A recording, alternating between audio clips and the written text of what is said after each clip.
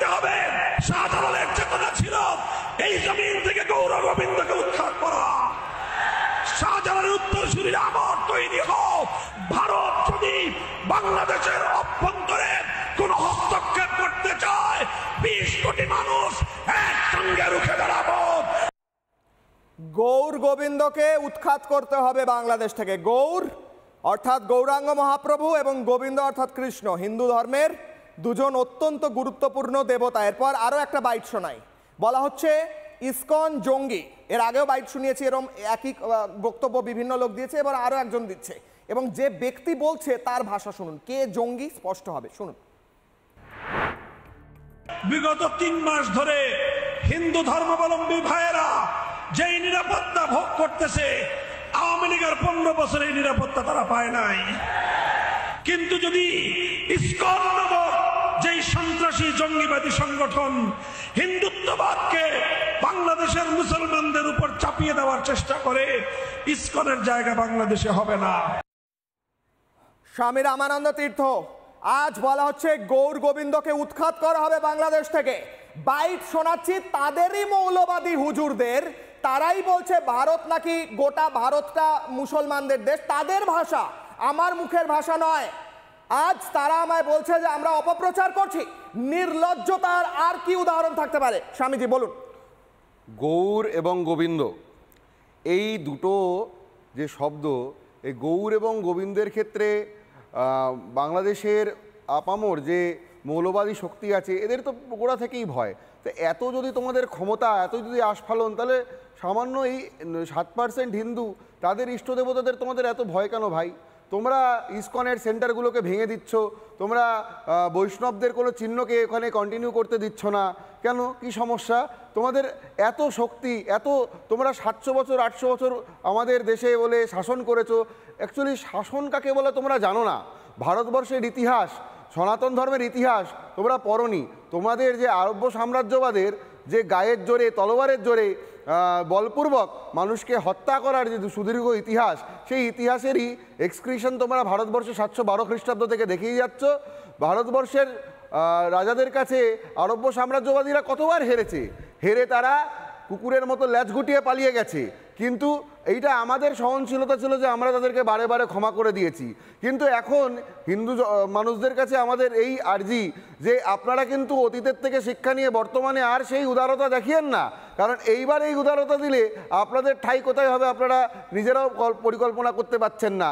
সুতরাং আপনারা যা ঘা খেয়েছেন, আঘাত খেয়েছেন, তার থেকে শিক্ষা নিন এবং চিনে রাখুন এই ধরনের বিএনপি, এই ধরনের মৌলবাদীদের, এই ধরনের হুজুরদের। এই হুজুররা পশ্চিমবাংলাতেও আছে, কিন্তু এরা আজকে এইখানে কেবলমাত্র জনসংখ্যাটা 33% বলে এই চিৎকারগুলো করছে না যে এই জনসংখ্যাটা 40-এর ওপার হবে।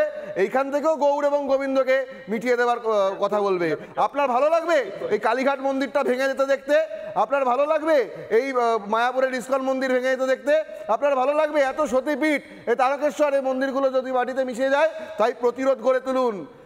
এখানে আমাদের মিডিয়া আমাদের সঙ্গে যে কথাগুলি বলছে, তারা যে আপনাদেরকে সচেতন করার চেষ্টা করছে, আপনারা শিক্ষা নিন। দেখুন এই নগ্ন চরিত্র। রিপন বলছে অপপ্রচার চলছে।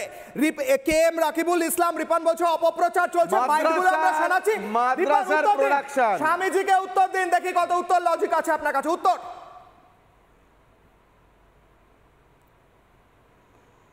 হ্যালো বলবেন তো দুবার। উনি কি বলবেন? উনি মাদ্রাসা টু ঢাকা ইউনিভার্সিটি টু বে অফ বেঙ্গল, ওনার উত্তর বোঝা হয়ে গেছে। এর বেশি উনি কিছু জানেনও না, কিছু বোঝেনও না। শেখ হাসিনা এই মাদ্রাসার লোকগুলোকে ঢাকা ইউনিভার্সিটিতে ঢুকতে দিয়েছিল, তারাই এই ছাত্র আন্দোলনের নাম করে ওনার পতনটা ঘটিয়েছে। তো উনি তো দেখতে পাচ্ছেন এই বেঈমানদেরকে বিশ্বাস করে কি হয়েছে।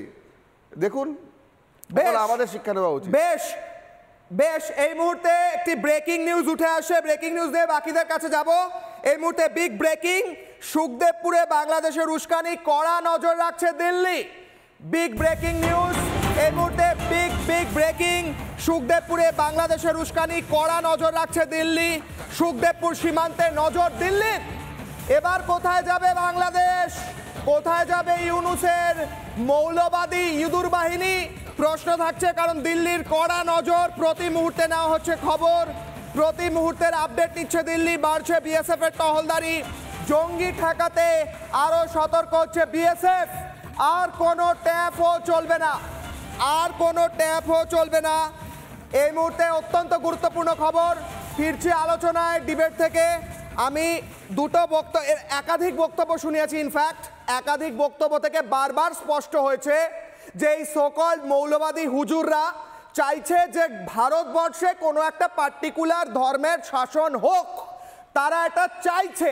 কিন্তু ভারতবর্ষে হিন্দু মেজরিটি থাকা সত্ত্বেও ভারত একটি বৈচিত্র্যের দেশ, এটি সেকুলারিজমে বিশ্বাস করে, আমাদের সংবিধানে তাই রয়েছে। মানস দা, তারপর আমি আসবো গোপেন্দ্র বাবুর কাছে, আমি বুঝবো স্বামী বিবেকানন্দের পার্সপেক্টিভ। কিন্তু একটা লিমিট থাকে তো মানুষ দা, একটা লিমিট থাকে তো সহ্য করার।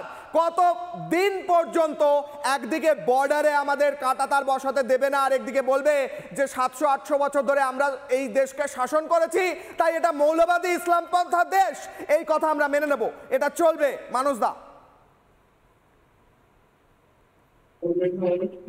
প্রয়াগের পবিত্র ভূমি থেকে পুরো রিপাবলিক বাংলার টিমকে শুভেচ্ছা জানাই, কারণ এখানে বিরাট আয়োজন চলছে। এবং আরো একটা কথা উল্লেখ করতে যাই যে এই যে 40 বর্গ কিলোমিটারের মেলা, সেখানে কিন্তু মিডিয়া হিসাবে রিপাবলিক বাংলার আলোচনায় সাধু সন্তদের মুখে বেশি শোনা যাচ্ছে তাদের জাতীয়তাবাদী লড়াইয়ের জন্য।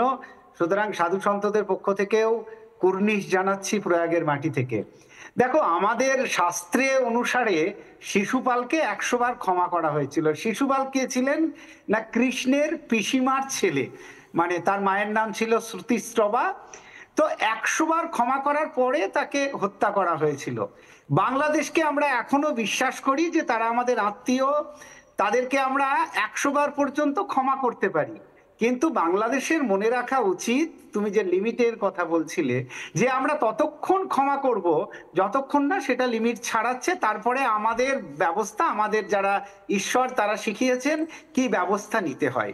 কিন্তু এই যে মোল্লা মৌলবী বাংলাদেশের যারা হুজুর, তাদেরকে খুব স্পষ্টভাবে জানাতে চাই, তারা যে কথাগুলো বললেন, যেগুলো শুনলাম, সেটা কিন্তু 1400 বছর আগের মানসিকতা। এরা এক ধরনের মানসিক রোগী, যারা এখনো 1400 বছর আগের মানসিকতাকে লালন করে। নানা ধরনের কন্টেন্ট দেখার জন্য লাইক করুন, শেয়ার করুন আমাদের ফেসবুক পেজ, সাবস্ক্রাইব করুন আমাদের ইউটিউব চ্যানেল।